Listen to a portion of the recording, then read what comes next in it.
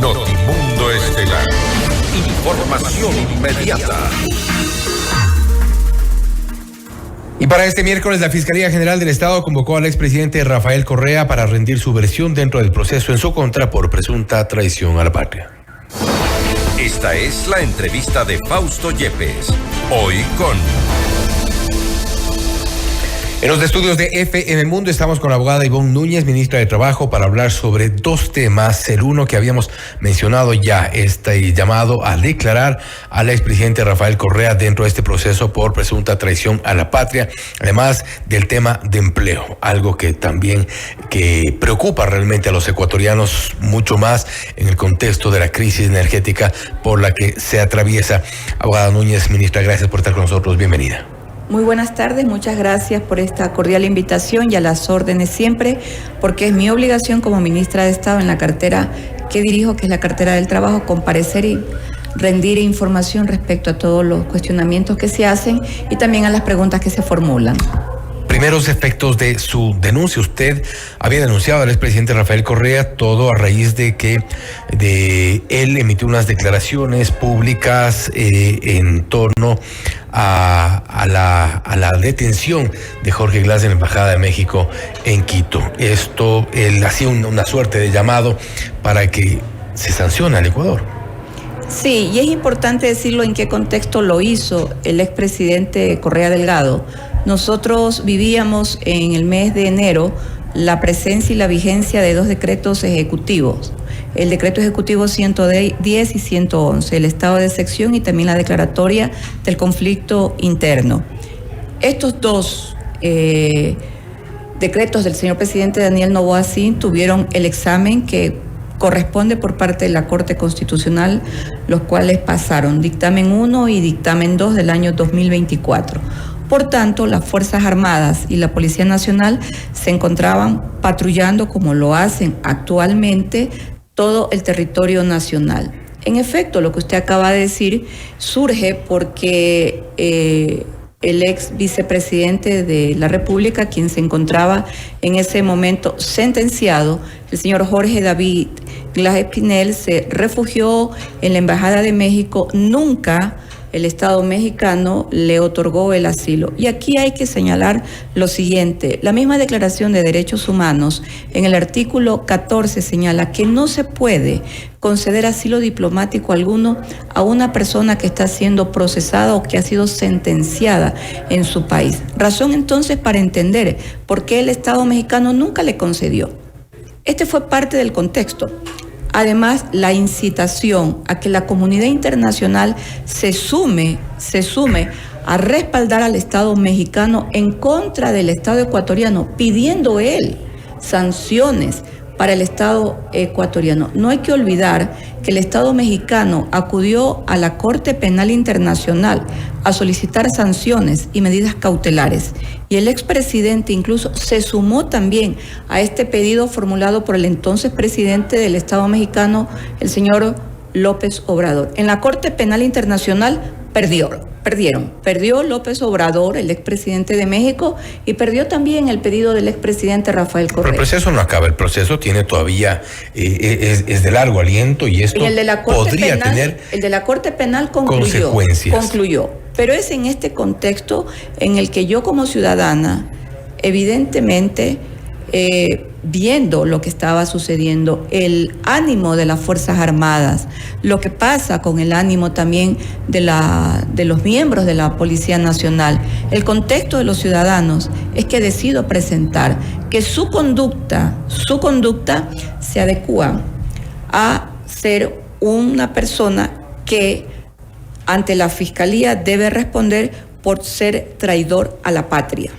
Pues yo rendí ya mi versión libre y voluntaria. El proceso ha continuado con todos los impulsos fiscales.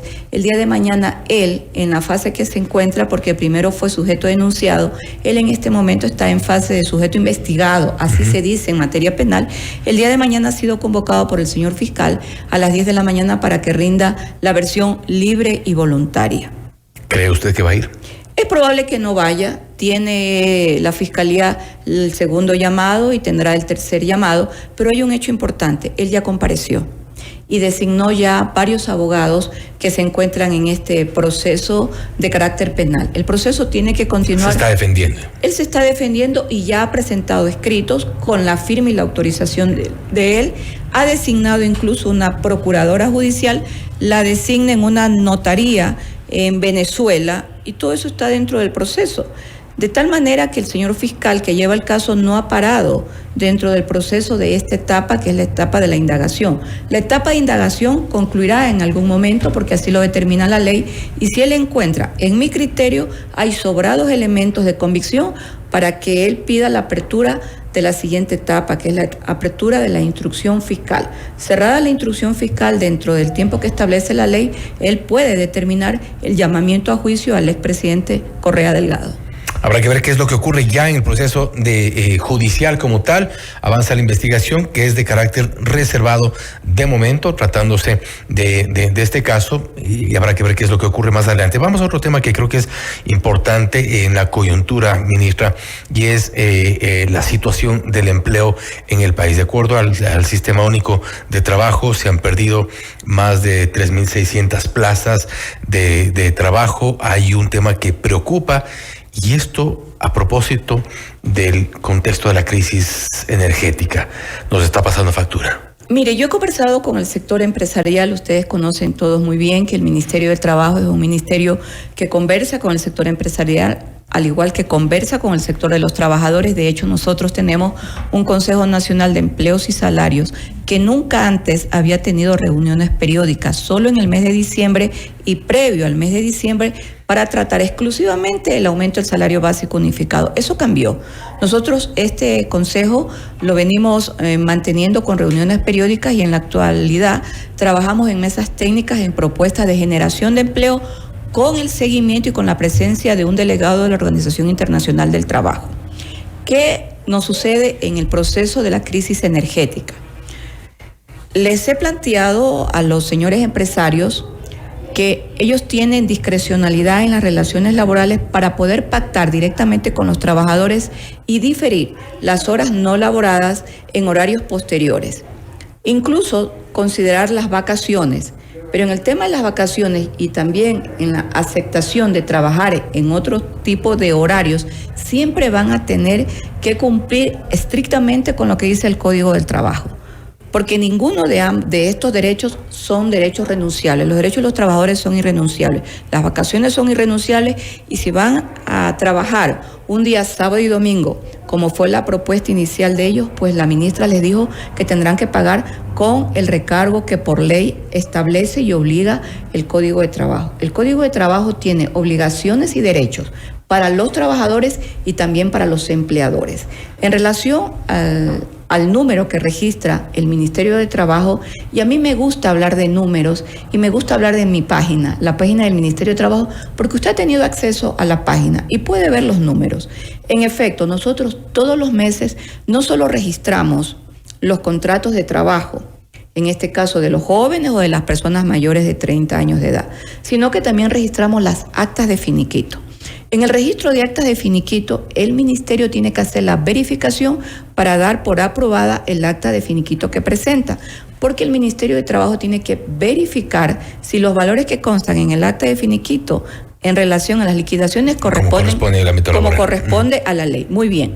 Sí, el Ministerio de Trabajo registra 3.647 actas de finiquito en el mes de septiembre. Tomemos el mes de septiembre como el mes más alto de la crisis energética. El auge de la crisis energética, muy bien. Sí. De este registro, el Ministerio ha aprobado 1.659 actas de finiquito, pero no todas las actas de finiquito son exclusivamente del mes de septiembre, porque se registran actas de finiquito de meses anteriores. A la fecha, al día de hoy, en el mes de octubre, se acaban de aprobar 77 actas de finiquito por el concepto de despido intempestivo de lo que va en el mes de octubre.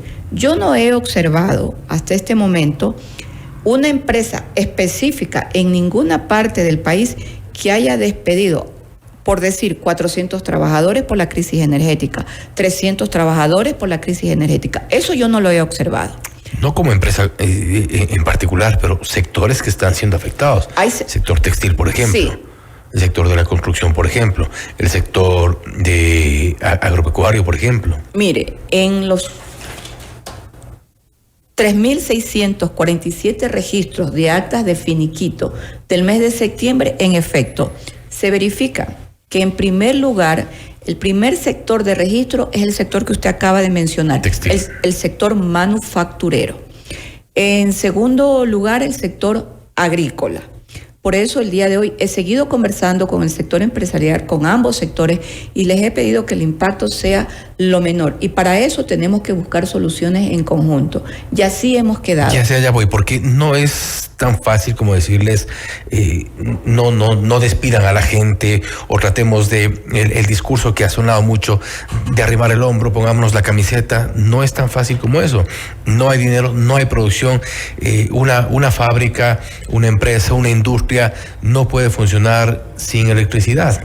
Totalmente de acuerdo con usted. Déjeme decirle que, por supuesto, el sector más grande al que usted hace mención, yo también tengo que preocuparme del sector menor, que aquí el impacto incluso es mayor. Un panadero. Totalmente. Un panadero, ¿de quién depende? Es una persona que depende de su trabajo diario. Una empresa, más allá de la producción diaria, siempre los ingresos se los ve y se los calcula de otra manera. Pero un panadero, y doy este ejemplo porque es el ejemplo más usual en este tipo de crisis energética, empezando que ellos laboran desde las 4 de la mañana y para hornear el pan, ¿de qué necesitan? Necesitan en muchos casos de la electricidad. Pues en estos sectores nosotros hemos estado conversando, razón para entender por qué se abrieron los créditos en el Banco Nacional de Fomento, justamente para darles a ellos alivio. Y el día de hoy hemos conversado viendo otras posibilidades de aquellas personas que se les ha condonado deuda, que no tienen de ninguna manera, porque la ley no lo estipula, el hecho de generar nuevos créditos. Ellos siguen siendo sujetos de crédito.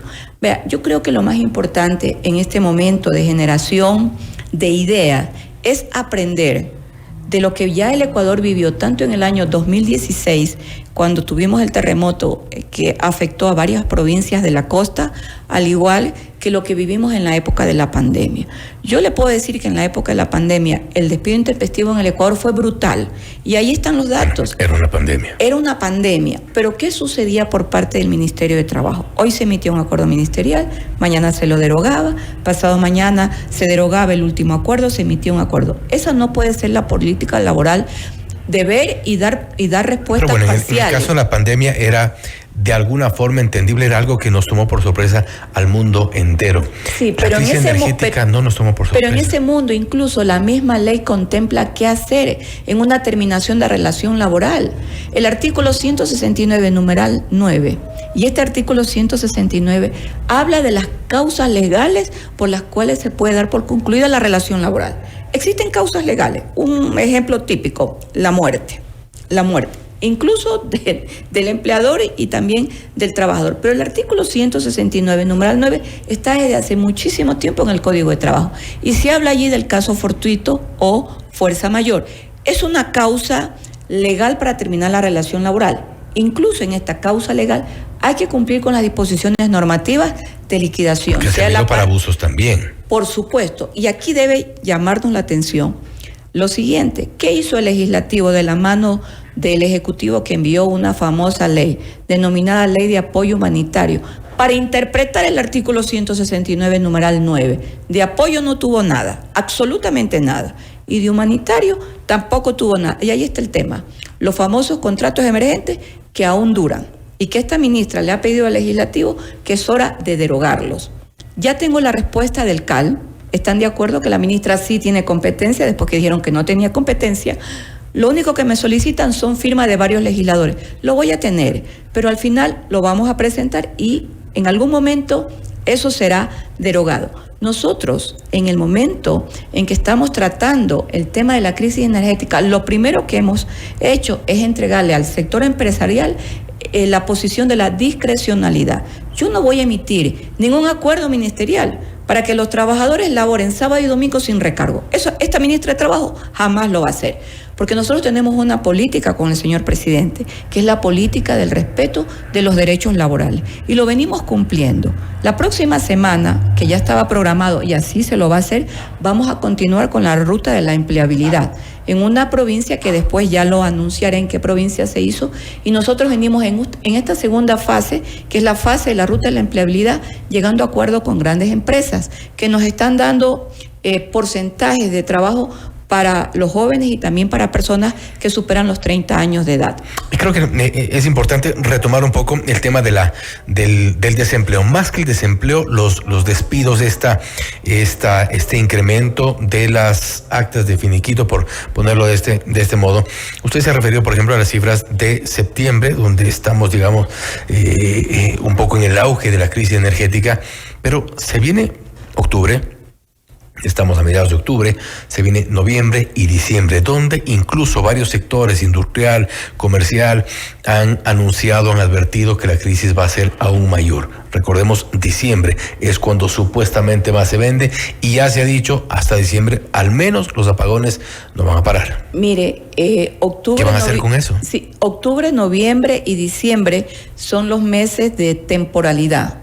En el mundo de la relación laboral hay mundos de temporalidad, periodos de temporalidad, y es la época de temporalidad por fin de año.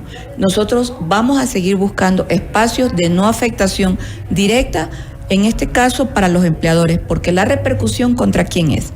Es contra los trabajadores. Pero ustedes han dicho, por ejemplo, compren generadores, les bajamos los aranceles, que entre paréntesis, en el caso de los generadores, por ejemplo, de China, ya estaban con 0% de arancel. No es una medida actual, no es una medida a propósito de la crisis. Esto sonaba un poco irreal, el hecho de que se haya vendido así durante estos días, pero el comprar generadores para prender un negocio no es precisamente la solución. Hay que ver lo que ocurre en las calles, en los comercios, en las panaderías que usted ha mencionado, en los almacenes. Mire, el Ecuador creo que está viviendo el efecto de la falta de planificación en el tema energético. Y yo no voy a buscar responsables porque nosotros estamos resolviendo grandes problemas. La matriz energética fue cambiada. Y ahí está el proyecto de gobierno de quienes gobernaron durante 10 años. Cambiaron la matriz energética. ¿Qué nos dijeron? Que incluso nosotros íbamos a vender energía al exterior. No solo eso, nos trajeron las famosas cocinas de inducción. Y le podría ir enunciando un sinnúmero de hechos que nunca pudieron visualizar la crisis energética, que no es producto exclusivamente de una decisión presidencial, sino que depende de qué. Depende de factores externos. Nosotros no nos hemos preparado, porque la política que nos vendieron es que nosotros éramos tan bollantes en el mundo energético que podíamos darnos el lujo. Pero bueno, eso nos vendieron en una década. Ya comenzamos a sufrir los primeros efectos en el gobierno anterior. Por supuesto. Este gobierno asumió precisamente sabiendo a lo que se metía. Sí, nos ofrecieron en 9 meses resolver la crisis. Bueno, nosotros hemos resuelto grandes problemas, y uno de los grandes problemas que nos ha tocado enfrentar es la delincuencia organizada. Y el otro proceso que nos ha tocado enfrentar es el proceso de la impunidad. Tener a muchos policías los tres problemas estaban antes. Pero nadie había tomado la decisión. A mí me hubiese gustado que el gobierno de Lenín Moreno y el gobierno del señor Guillermo Lasso Mendoza hubiese tenido una decisión fuerte, una política fuerte de combate a la delincuencia. Ahí está lo que el día de anoche nos hubiese encantado a todos, y por eso en su momento se el los presidente Daniel Ahora Noboa. estamos 10 meses de este gobierno. Mire, yo pienso que el sector empresarial tampoco se va a cruzar los brazos. ¿Sabe por qué? Yo, como ministra de Estado, recorro el país y le puedo decir que los grandes empresarios del Ecuador, que los tenemos en estadística y con números debidamente identificados, más de 1.700 empresarios cuentan con las plantas de generación de luz. ¿Sabe por qué? Porque tienen que cumplir con procesos de exportación. Y para cumplir con los procesos de exportación pactados, no solo a Estados Unidos, a la Unión Europea, sino también al mundo asiático, necesariamente tienen que cumplir con esos contratos. ¿Qué pasa con los comercios pequeños, con los almacenes donde hay 1 o 2 personas dependientes de almacén que están precisamente en la cuerda floja? Mire, ese es el sector que yo le puedo decir más débil de la relación laboral. Y le quiero comentar algo. Son grandes industrias y es difícil que pero cuando usted me dice generador. el tema de los industriales, yo le digo 1.700 industriales que cumplen con plantas de generación eléctrica. Le doy el ejemplo de una gran empresa que es la empresa de mayor exportación de brócoli, Provefruit. Le doy en la provincia de Manabí una empresa que es la primera exportadora de atún. Esta empresa que está en Jaramijó es una empresa que tiene que cumplir obligatoriamente con los procesos de exportación de atún. No han cerrado, siguen contratando a los jóvenes. De hecho, yo los visité hace 15 días. Hoy he tomado contacto con ellos. Los de mayor impacto, pero de menor inversión, que a lo que ustedes hacen mención. Yo he hecho hoy día el recorrido en las calles de Quito, y lo que me dicen, estamos pidiendo más allá de cualquier milagro, porque son muy católicos, estamos buscando la forma de no cerrar, porque cerrar no significa el mejor negocio. Yo tengo que de algo subsistir. Entonces están buscando diferentes ¿Cuál es vías. la forma de no cerrar si no tienen luz para abrir? Pero ellos se expresan de esa manera. Yo tengo que buscar el medio. ¿Cuál sería? Bueno, en la inteligencia del ser humano siempre se busca una salida a los problemas. Y yo como ministra de Estado le comento, estoy aprendiendo incluso del ingenio popular. Y el ingenio popular me dice a mí, me lo decían hoy día, yo no voy a cerrar el negocio, porque finalmente el problema se va a resolver. Más allá de que llueva o no llueva, de alguna manera, me decían ellos, nosotros tenemos que sobrevivir. Y todo el mundo se está... Pero sobreviven con ingresos del día, mucha gente vive de eso. La mayoría vive con ingresos del día. La mayoría del sector... ¿Cómo si paran 1, 2, 3 semanas, un mes? No hay paralizaciones. No hay paralizaciones de día ni de semana. Yo tengo la firme convicción que el problema energético, muy prontamente, el número de horas de corte se va a ir disminuyendo, y con eso vamos a ir a un proceso de recuperación, por lo menos en el campo laboral. Y esta ministra no se va a descuidar en el tema de la relación laboral. Yo tengo otro proyecto de implementación de trabajo, y en poco tiempo el ministerio lo va a anunciar, que es la empleabilidad digital. ¿Sabe por qué lo tengo? Porque los empresarios necesitan 2.100 contratos de trabajo para jóvenes solamente de manera digital, que es la empleabilidad tecnológica de innovación. Y estoy trabajando en esta empleabilidad, así que yo no me doy el brazo a torcer. Ante la adversidad, la inteligencia, y ante la adversidad, la respuesta de solución.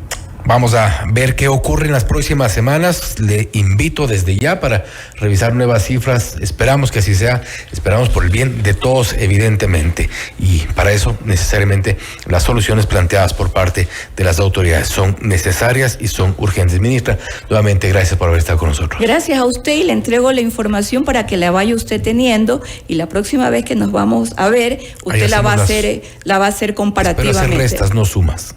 ¿Cómo? Espero hacer restas, no sumas, para la próxima vez. A veces hay que restar incluso dentro de las sumas, porque nunca siempre se suma. Hay una frase que dice, doy un paso atrás para dar 2 brincos al frente. Entonces yo tengo mucho optimismo, y con el optimismo que me caracteriza, he venido solucionando grandes problemas que no necesariamente han estado vinculados al tema de la empleabilidad, como son los conflictos laborales. Preferimos sumar empleos. Ministra, nuevamente, gracias. Gracias a usted. La abogada Ivonne Núñez, ministra de Trabajo, hablando sobre los empleos en nuestro país. La crisis energética ha golpeado sin duda al sector laboral.